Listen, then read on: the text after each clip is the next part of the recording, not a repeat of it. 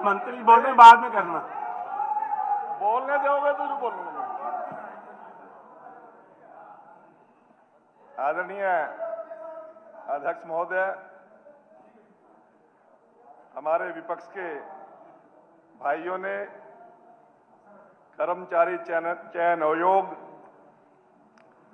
हरियाणा लोक सेवा आयोग द्वारा की जा रही भर्तियों के संबंध में आज जो सदन में विषय उठाए हैं, मैं उस पर अपना वक्तव्य देने के लिए खड़ा हुआ हूं।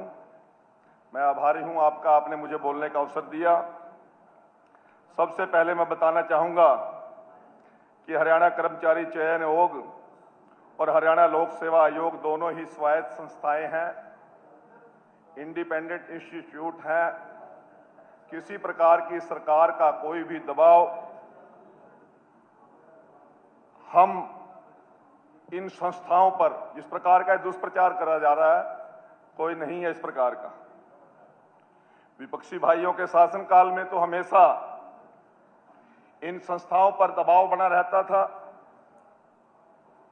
लेकिन हमारे समय में दोनों ही संस्थाएं बिना किसी दबाव के निष्पक्ष व पारदर्शी ढंग से काम कर रही हैं।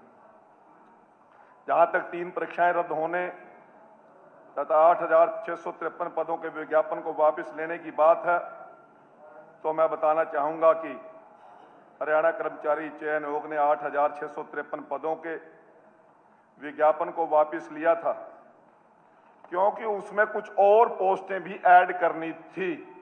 ये इसलिए, अब आपने प्रॉमिस लिया था बेदी जी, बोलने दो ना। ये केवल विपक्ष को जवाब नहीं दे रहे, हरियाणा प्रदेश की जनता को बता रहे हैं। हरियाणा के लोगों का आप पर भी विश्वास है, हम पर भी विश्वास है। बड़े आस और विश्वास के साथ लोगों ने हमें चुन के यहां पर भेजा है, जिम्मेवारी बढ़ती। पोस्टें बढ़नी थी, उसमें वो और जरूरत लगी इस प्रकार की सरकार की तरफ से जो उनको जानकारी गई, तो केवल विज्ञापन रोकने का यही कारण था, इससे बड़ा कोई और कारण नहीं था। मैं विपक्ष को बड़े एश्योर तरीके से श्योर कर रहा हूं, किसी प्रकार पे आपको डाउट करने की आवश्यकता नहीं। इसी प्रकार से कोई आपने पंचायत सेक्रेटरियों की बात की, जो 28 जून 2024 को फिर से विज्ञापित किया गया और 17 अक्टूबर 2024 को यह लिखित परीक्षा, 17 अगस्त 2024 को लिखित परीक्षा सफलतापूर्वक आयोजित की गई। और यही नहीं, 17 अगस्त को ठीक 60 दिन के बाद उसका रिजल्ट भी आ गया और उन लोगों की ज्वाइनिंग भी होगी।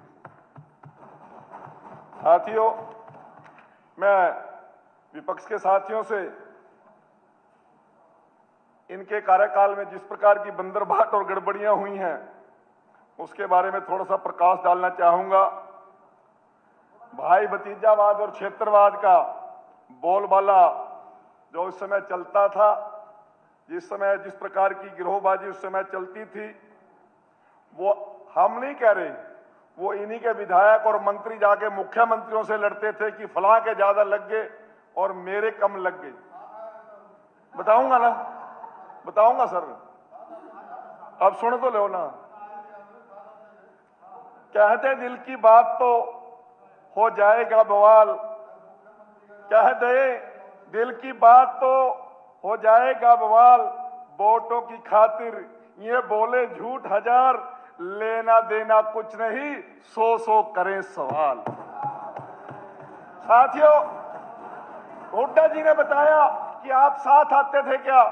भाई नीरज शर्मा ने बयान दिया 50 वोट ले आओ और नौकरी ले जाओ। मैंने तो अपने आप नहीं किया, मैंने तो नहीं कहा ना ये बात। भाई ये तो सारा हरियाणा को पता है ना, चलते चुनाव में वीडियो वायरल हुई है। बताओ, आप कह रहे आप साथ आए थे। सुनो, मैं टेक्निकल बात कर रहा हूं। मैं आप लोगों को बताना चाहता हूं, आप हमारे ऊपर सवाल उठा रहे हैं कि भर्तियां रद्द हो गई, बच्चों का भविष्य खराब हो गया। कोई 35 साल का बता रहा, कोई 56 साल का बता रहा। अरे आपके कार्यकाल में 11 भर्तियां रद्द हुई हैं, 7,338 युवाओं का भविष्य अंधकार में हो गया।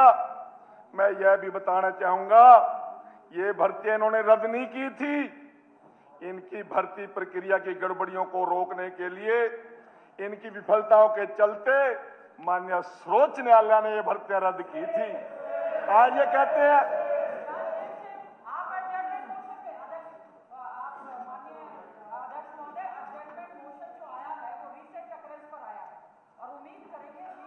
मैं आ रहा हूं ना, आ रहे हैं अभी धीरे धीरे बोलने नहीं दे रहे, इनको बोलने नहीं दे रहे। अपने जो बोलते कोई बोलता नहीं है, अपना कोई बोलते तो बोलता नहीं है। गीता माननीय विधायक जी, आप रिसेंट इस मोशन की बात कर रहे हैं। आपके बोलने वाले माननीय विधायक ने तो स्कूलों में टीचर नहीं है, इसके ऊपर अपना काफी समय ले लिया और इसलिए इनके लिए समय तय है।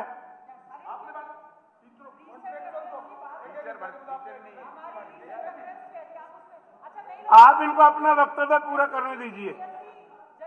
लगेंगे।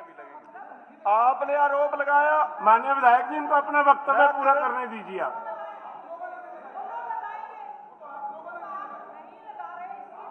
आपस में चर्चा नहीं, आपस में बातचीत नहीं। सर ये मैं सारे साथियों, विपक्ष के साथियों को पूछना चाहता हूं, मैं सभी को पूछना चाहता हूं।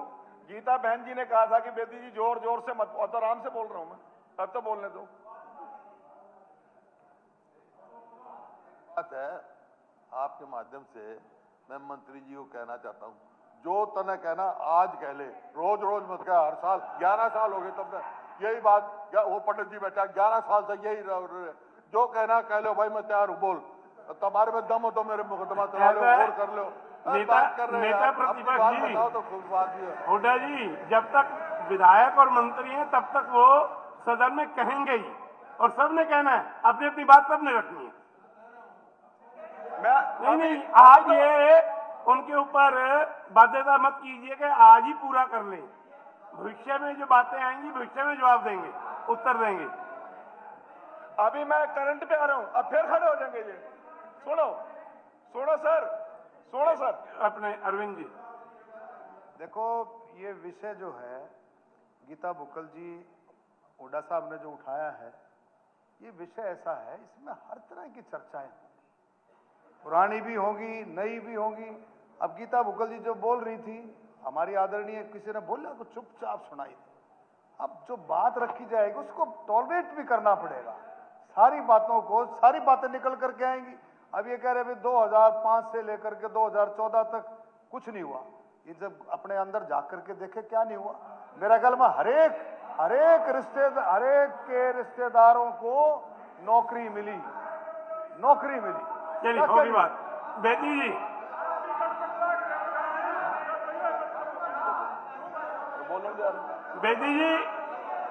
बेदी जी प्लीज कंटिन्यू। बेदी जी पूरा कीजिए वक्तव्य। हमारे विपक्षी भाइयों ने आरोप लगाया है, सुनो, बड़े जोर जोर से सभी ने डाटा एक ही लिख रखा। अब मना नहीं पता ये आफ्ताब की तैयारी है या बीबी बत्रा की तैयारी है। डाटा एक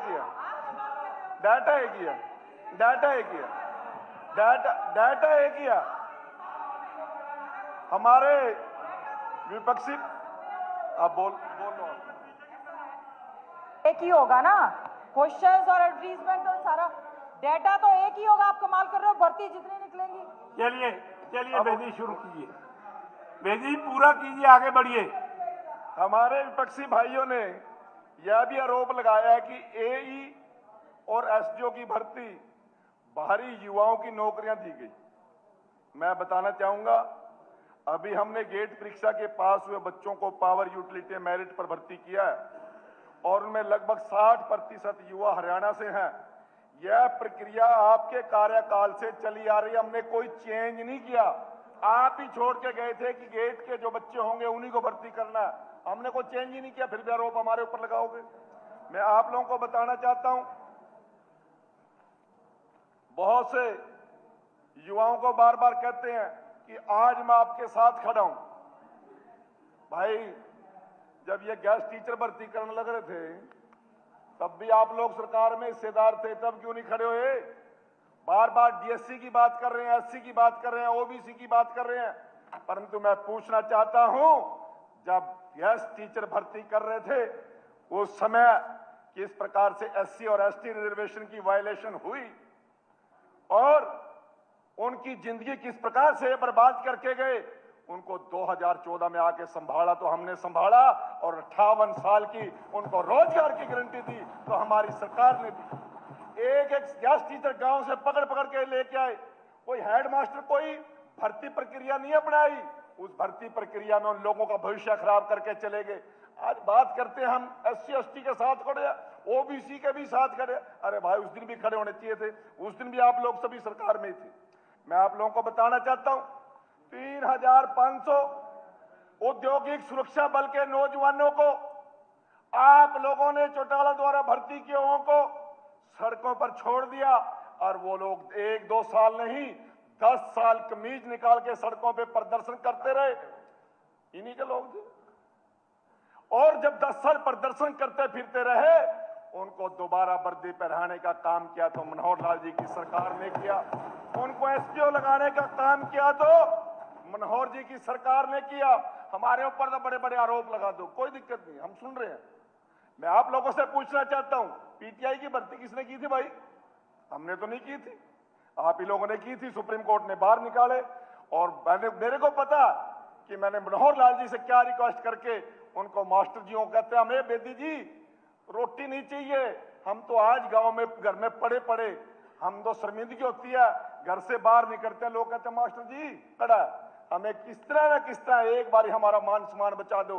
उन PTI को और उन ड्राइंग टीचर को दोबारा रोजगार देने का काम किया तो हमने। आप लोग बात करते हो, बात करोगे HPSC की, मेरे पास रिकॉर्ड है भाई, ज्यादा मुंह खुलवाने की जरूरत नहीं है। एक एक आपने कौन नहीं दे रहा, मुंह खोल लो, कहीं आकर लग जाएगा। बेदी जी बताऊंगा मैं आपको सर, रिकॉर्ड की बात बता रहा हूं, और प्रूफ मांगेंगे तो हुड्डा जी को चुपचाप भी दे दूंगा। एक एक HPSC की भर्ती के अंदर 28 लोग राइटर मांगते थे कि मेरा सज्जा हाथ टूट गया। एक HPSC के भर्ती में 28 आदमी का हाथ टूट सकता है क्या? इस प्रकार के लोग धांधली क्या करते थे, किस प्रकार के लोग बातें किया करते थे। विधायकों और मंत्रियों को टकराव होता था, एक मंत्री को 14-15 कैंडिडेट दे दिए, उसी क्षेत्र का विधायक आके कहता है उसको 40 दे दिए, वो कहने लगा मेरे को कम क्यों दिए जी, MLA को ज्यादा क्यों दिए? कहने लगा भाई मंत्री वाली पोस्ट इसने दे दे तो ज्यादा ले जाए। ये तो जवाब हुआ करते थे, और आज आप आरोप लगाते हो। आज कहोगे तो सुनोगे, कहोगे तो सुनोगे। जब आप बोल रहे थे, मैं आप लोगों को बताना चाहता हूं 2013 दिसंबर 2013 को इंडियन एक्सप्रेस के अंदर, हाँ प्रूफ दूंगा जी, प्रूफ दूंगा, मैं बताऊंगा आपको, मैं बताऊंगा ना। अरोड़ा जी बैठिए दिसंबर, इनको अपना वक्तव्य पूरा करने दें। 2013 को, बिना प्रूफ कोई बात नहीं कर रहा हूं मैं, बैठ जाओ आप।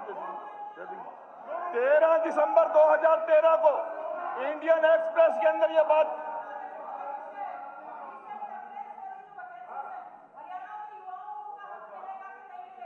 आ जाएगा उत्तर, आ जाएगा जी विधायक जी, उत्तर आएगा।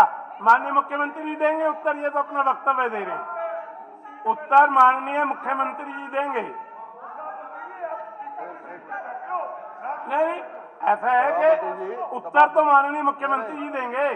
सभापति जी, आपको याद होगा जब एडजॉर्नमेंट मोशन पहले आया था तो स्पीकर साहब ने वो हमारा रिजेक्ट कर दिया था इस बात के, ये रीसेंट ऑकरेंस नहीं है। बात रीसेंट एडजॉर्नमेंट मोशन का मतलब होता है रीसेंट ऑकरेंस, उसकी कोई तुम्हारे को सफाई लेंगे को बात करनी, वो भी तो कर रहे हैं ना। और 11 साल बोले, 11 साल हो गए तुम्हारे को, तब ये कोई बात है? तो भाई ये जो कहा आप ये कहें, देखो ऐसा माननीय हुड्डा जी, मेरे को बोलने तो अगर आप ये कहें कि भाई जो दिया है इन्होंने, आप लोग कह रहे हो कि कट ऑफ लिस्ट हमने तय किया, HPSC की कट ऑफ लिस्ट हमने तय नहीं की, वो आपके टाइम में भी थी 45%। कुछ तो मैं I am on my feet.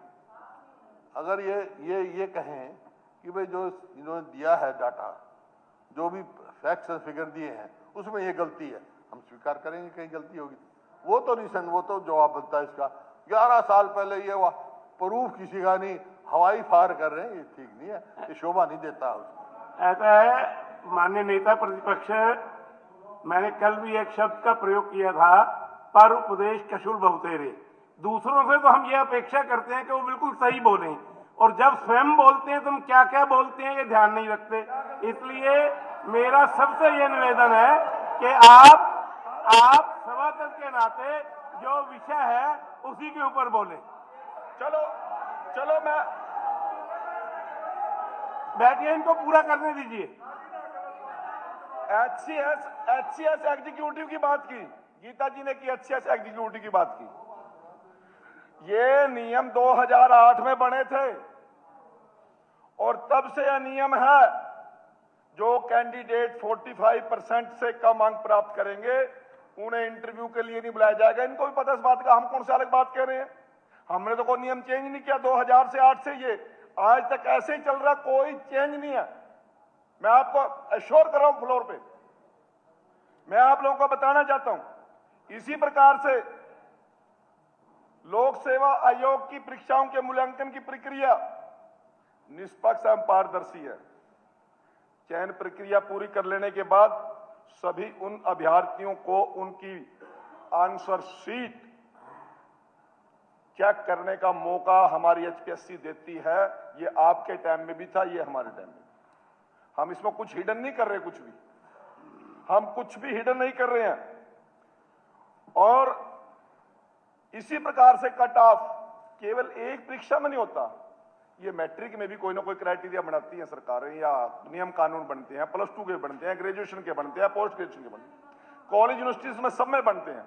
मैं आपकी चिंता जायज मानता हूं कि आप नेता विपक्ष के होने के नाते इस प्रकार की बात उठाना आपका फर्ज बनता है, परंतु मैं साथ साथ आपको एक और बात से आगाह करना चाहता हूं। जिस प्रकार से आप लोगों ने बाहरी का प्रचार कर रखा है, हमारे बच्चे भी दिल्ली के अंदर रोजगार कर रहे हैं। आज चंडीगढ़ पुलिस के अंदर, सुनो अब नाट दलाओ जी, नहीं आप साहब ला रहे, चलिए वाइंड अप कीजिए आप। अरे सुन ले भाई यार, बलराम सुन ले यार, कोई खाम रोले पर करूंगा भाई साहब, आधा सर मैं निवेदन करूंगा। अभी आदरणीय हमारी सदस्य गीता बुक्कल जी बोल रही थी, और बोलते बोलते उन्होंने भाषण में बोला, मैं सुन रहा था बड़े इत्मीनान से, कि हमारे बच्चों ने गुजरात में टॉप किया, हमारे बच्चों ने राजस्थान में टॉप किया, हमारे बच्चों ने दिल्ली में टॉप किया। भाई हमारे बच्चे भी तो जा रहे हैं ना अदर स्टेट में, इस देश में ही तो है ना, इस देश में ही है ना वो भी।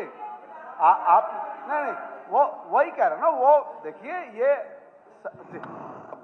सही कह रहे हैं, हमारे बच्चे भी बाहर जाते हैं, बाहर भी यहाँ आ सकते हैं, लेकिन परसेंटेज का सवाल है। सवाल इस बात का है, इतने परसेंट किसी स्टेट में दिखा दो, किसी स्टेट में क्लास 1 दिखा दे, इतनी उस स्टेट से बाहर के बच्चे लगे, तो मैं सारी बात को वापस जाऊँ।